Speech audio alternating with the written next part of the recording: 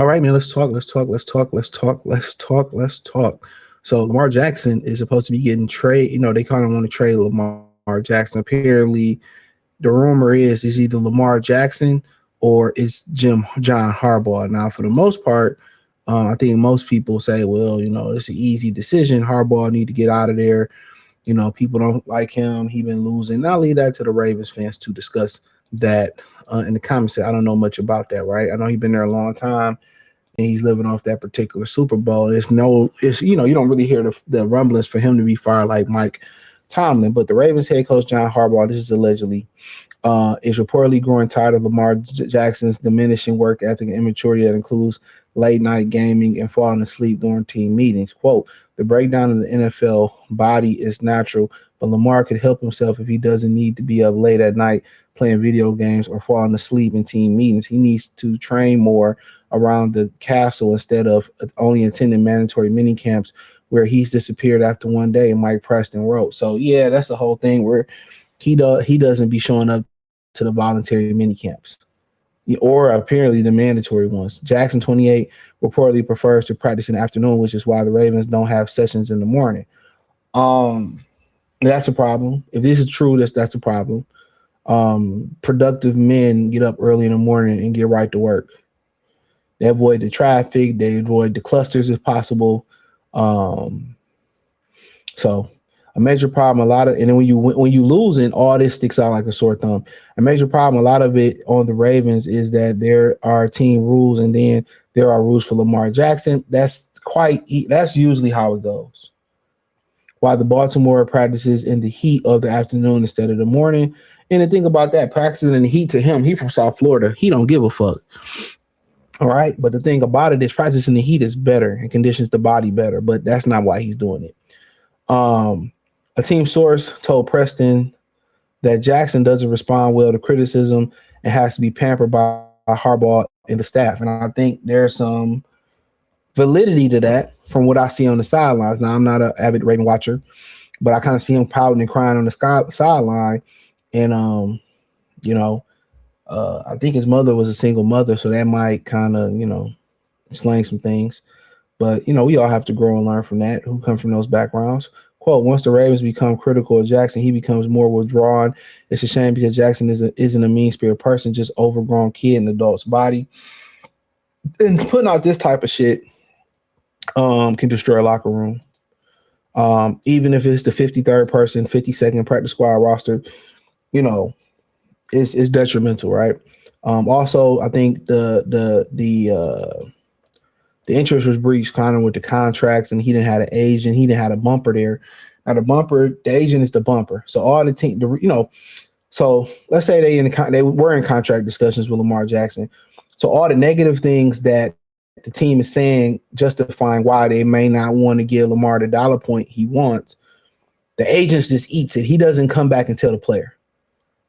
All the negative things they have to say about him, he just be like, hey, this, and they negotiate. He's the bumper. But with his mother being an agent, she's no longer the bumper.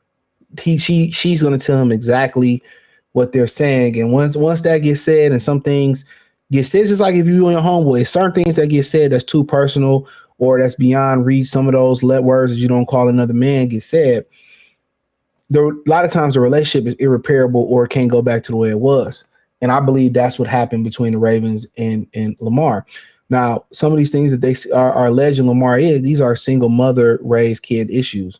When you have no father figure there to get that out of you. I went through the same thing where you face criticism and you want to shut down and you want to talk to nobody. You want to quit, pout till you get your way. Those are all feminine qualities. And you have to learn to keep grinding and moving forward. Don't stop. Take the criticism, work yourself through the criticism, be better, and then everything will get better.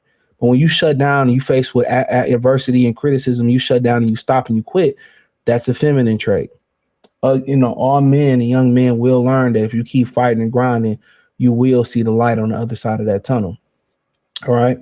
He said it's clear that Coach Harbaugh has become tired of Jackson, even though he builds him up after every game. He has to, or Jackson will go into his own self-exile. And these are all single mother trait things that they're saying. These are all things that I can see actually happen just on the sideline a little bit. When asked about the report on Wednesday, Harbaugh downplayed and said the relationship with Jackson is strong. It's corporate pundit.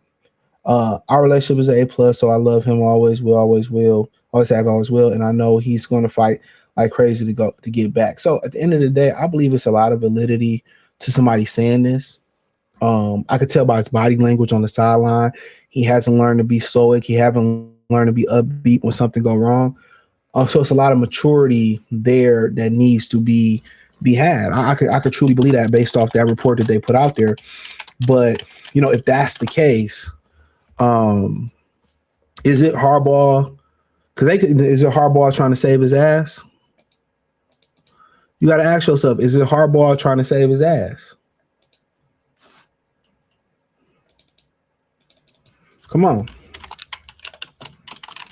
Is it Harbaugh trying to save his job? Oh, I can't win with this guy. This guy's immature. And then you see him get close to 28 and he won the MVP. He probably like, why do I have to change? Come on. Come on. Why do I have to change?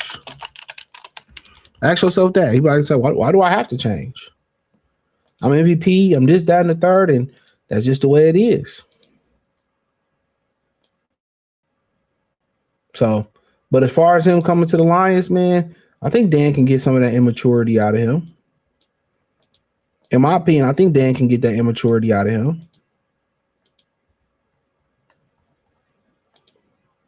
And that's my opinion.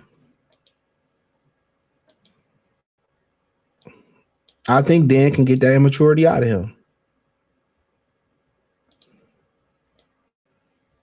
So, if Dan can get that immaturity out, I love him here. And I know people gonna talk about golf numbers, watch the games. Y'all go back, y'all watch the games and complain about golf and then look at the numbers and don't have nothing to say about golf. Number watching don't tell the whole story. I would take Lamar. I would take Lamar in a heartbeat. I think him and Gibbs would be electric, but then again, you got to ask yourself. You have to ask yourself. Does Lamar have that it factor?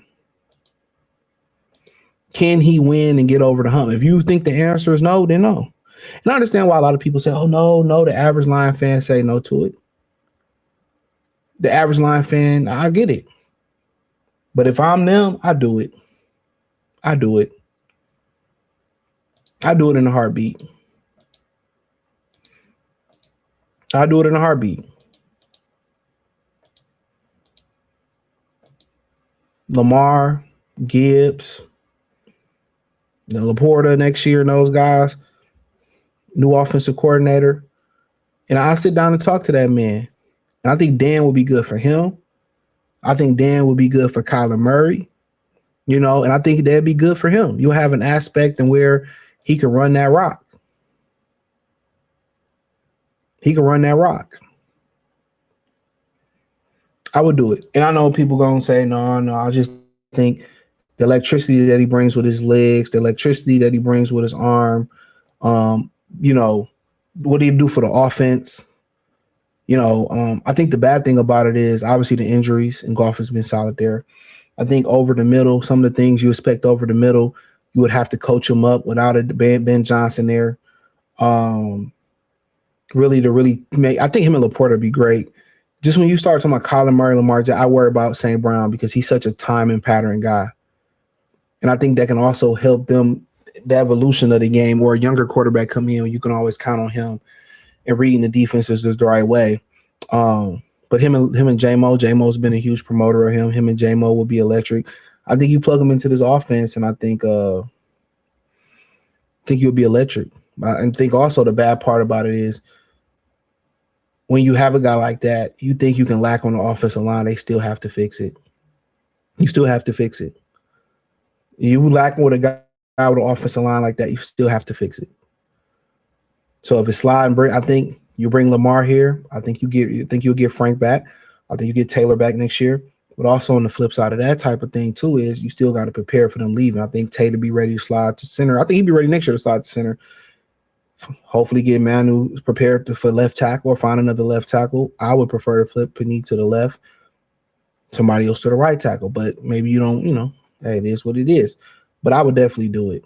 I would definitely do it. I don't care what Jared Goff numbers say.